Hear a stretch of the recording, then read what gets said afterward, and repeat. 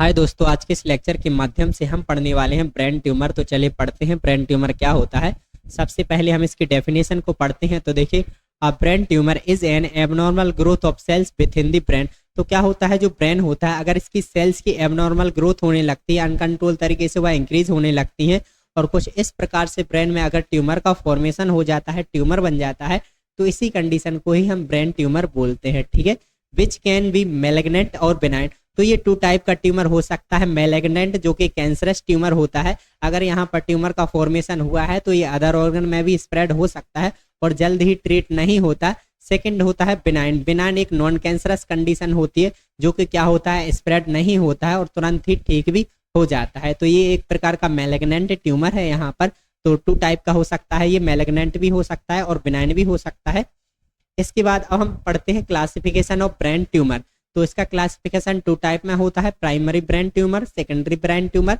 Primary brain tumour की बात करें तो देखिए, primary brain tumour originate from cells and structure within the brain. अगर क्या होता है, ट्यूमर का फॉर्मेशन अगर ब्रेन के ही स्ट्रक्चर में होता है, ब्रेन के ही सेल्स में होता है, अदर ऑर्गन में नहीं होता है, तो इसे हम प्राइमरी ब्रेन ट्यूमर बोलते हैं। ठीक है, तो देखिए, the most common primary brain tumour are gliomas. तो देखिए, अगर ब्रेन में ट्यूमर का फॉर्मेशन होता है तो इसे हम ट्यूमर बोलते हैं, ब्रेन ट्यूमर, या फिर इसे हम ग्लूमास भी बोलते हैं। ठीक है, इसमें ग्लूमास का फॉर्मेशन हो जाता है। ठीक है, दे बिनाइन इज ग्लियल सेल्स। तो ये होता है जो कहाँ पर होता है, ग्लियल सेल्स में होता है। ठीक है, बिगिंस कहाँ देखने को मिलता है, ग्लियल सेल्स में, जो कि ग्लियल सेल्स से हमारा ब्रेन बना होता है। ठीक है, देखिए, there are many type of gliomas. तो ये मेनी टाइप्स के ट्यूमर हो सकता है, ग्लूमास हो सकता है, जैसे कि एस्ट्रोसाइटोमा। एस्ट्रोसाइटोमा क्या होता है, अगर इस वाले रीजन में ट्यूमर का फॉर्मेशन होता है, ग्लूमास का फॉर्मेशन होता है ग्लूमा का, तो उसे हम एस्ट्रोसाइटोमा बोलते हैं। ठीक है, इसके बाद देखिए, ब्रेन स्टेम ग्लूमा।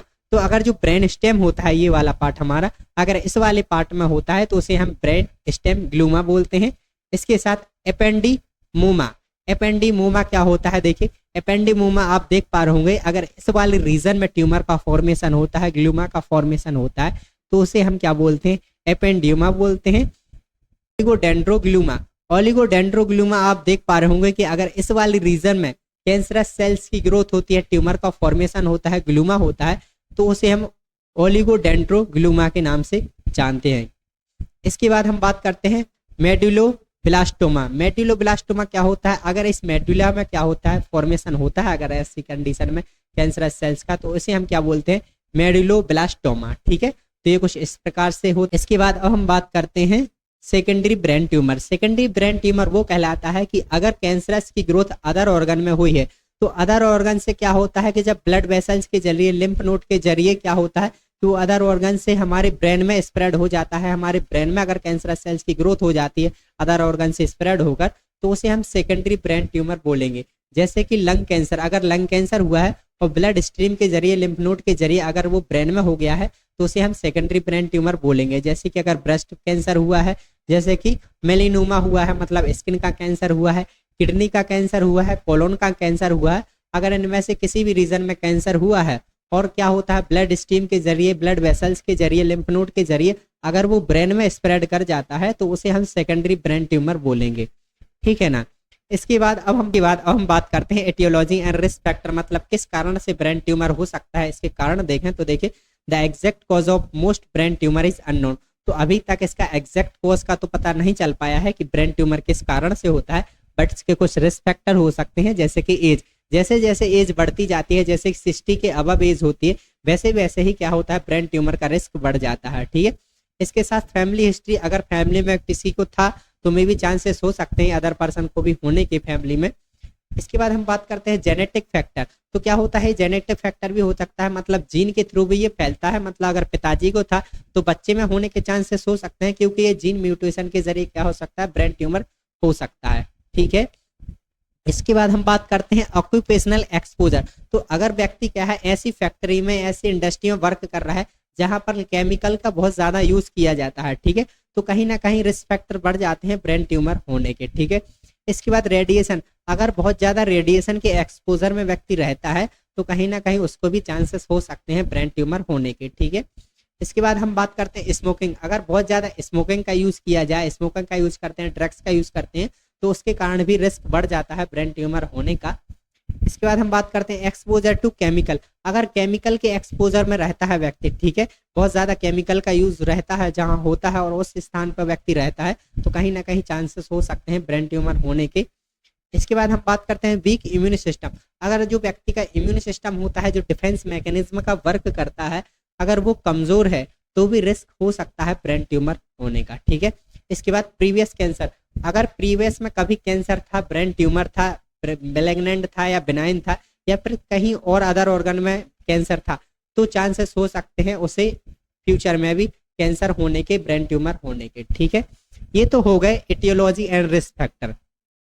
इसके बाद अब हम बात करते हैं अदर रिस्क फैक्टर्स के क्या क्या हो सकते हैं। तो फर्स्ट हमारा रेडिएशन थेरेपी। अगर रेडिएशन थेरेपी ली जा रही है तो रेडिएशन थेरेपी के जरिए भी ब्रेन ट्यूमर हो सकता है। इसके बाद HIV इन्फेक्शन। अगर व्यक्ति HIV पॉजिटिव है तो कहीं ना कहीं चांसेस बढ़ सकते हैं किसके, ब्रेन ट्यूमर होने के। इसके बाद सिगरेट एज स्मोकिंग। अगर बहुत ज़्यादा सिगरेट और स्मोकिंग का यूज़ करता है तो उसके कारण भी क्या हो सकता है, ब्रेन ट्यूमर हो सकता है, ठीक है। इसके बाद यूज़ ऑफ सेलुलर फोन्स। तो क्या होता है कि जो फोन्स का यूज अगर ज्यादा व्यक्ति करता है तो ठीक है, तो फोन्स के जरिए क्या होता है, रेडिएशन का यूज होता है, उसमें रेडिएशन फैलता है, तो उसके कारण भी कहीं ना कहीं ब्रेन ट्यूमर का रिस्क बढ़ सकता है। इसके बाद यूज ऑफ हेयर ड्राइज। अगर हेयर डाइज का यूज किया जाए बहुत ज्यादा, ठीक है, हेयर डाइज का, तो कहीं ना कहीं इसके कारण भी रिस्क हो सकता है ब्रेन ट्यूमर होने का। इसके बाद हेड इंजरी। अगर हेड इंजरी हुई है तो उसके कारण भी क्या हो सकता है, जो सेल्स होती हैं ब्रेन की वो डैमेज हो सकती हैं और उसकी अनकंट्रोल ग्रोथ हो सकती है और वहां पर ट्यूमर का फॉर्मेशन कर सकती हैं, ठीक है।